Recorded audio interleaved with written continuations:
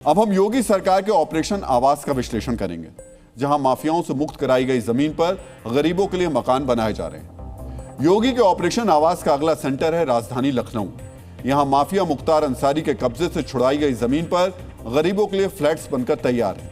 योगी आदित्यनाथ कल इन घरों की चाबी जरूरतमंदों को सौंपने वाले हैं। लखनऊ में 72 परिवारों को कल फ्लैट की चाबी सौंपी जाएगी।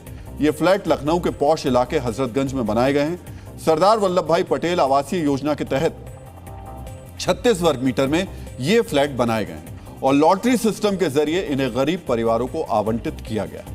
जिस जमीन पर कभी माफिया का राज था, उस जमीन पर बने फ्लैट्स की चाबी कल मुख्यमंत्री योगी आदित्यनाथ खुद गरीब परिवारों को सौंपेंगे।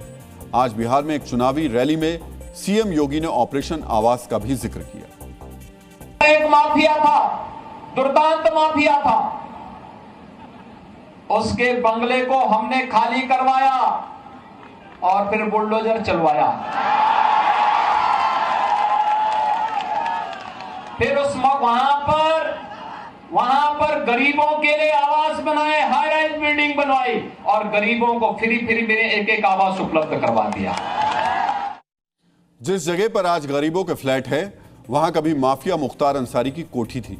मुख्तार अंसारी ने इस जमीन पर कब्जा करके अवैध तरीके से नक्शा पास करवाया और आलीशान कोठी बनवा ली।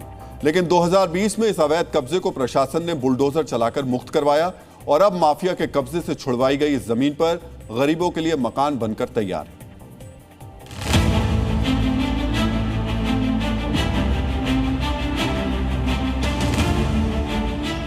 मुख्तार अंसारी की खाली कराई गई जमीन पर अब फ्लैट बनकर के तैयार हो चुके हैं और आज इसकी लॉटरी भी निकाल दी गई है। आप तस्वीर देख सकते हैं कि सरदार वल्लभ भाई पटेल आवासीय योजना के तहत इन फ्लैट्स का निर्माण किया गया है और कुल 72 फ्लैट्स ये बन करके तैयार हो चुके हैं। ये आप देख सकते हैं कि अंदर एंट्री करते ही एक रूम आपको यहाँ पर दिखाई पड़ेगा, जिसमें अटैच जो किचन है वो यहाँ पर बन करके तैयार है। इसके साथ साथ वॉशरूम जो है वो आपको दिखाई पड़ेगा। एक और रूम जो है वो आपको यहाँ पर दिखाई पड़ेगा। सामने की तरफ पार्क बनाया गया है और बाकायदा जो गाड़ी है पार्किंग के लिए भी एक अलग से व्यवस्था की गई है।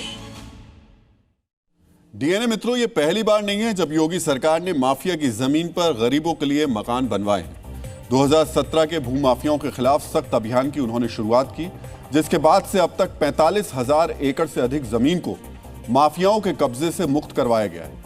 प्रयागराज में अतीक अहमद के अवैध कब्जे पर गरीबों के लिए 76 फ्लैट बनवाए गए। लखनऊ में मुख्तार अंसारी के कब्जे वाली जमीन पर गरीबों के लिए 72 फ्लैट बनकर तैयार हैं।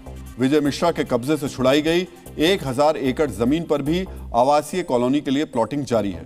अमरमणि त्रिपाठी के कब्जे से छुड़वाई गई 500 एकड़ जमीन पर भी गरीबों के आवास और सामुदायिक केंद्र बनाने का प्लान है। इसमें कोई दो राय नहीं है कि उत्तर प्रदेश में एक वक्त में माफियाओं का आतंक था, लेकिन उनके अवैध कब्जों पर आज गरीबों के ये मकान माफिया मुक्त प्रदेश के प्रतीक बन गए।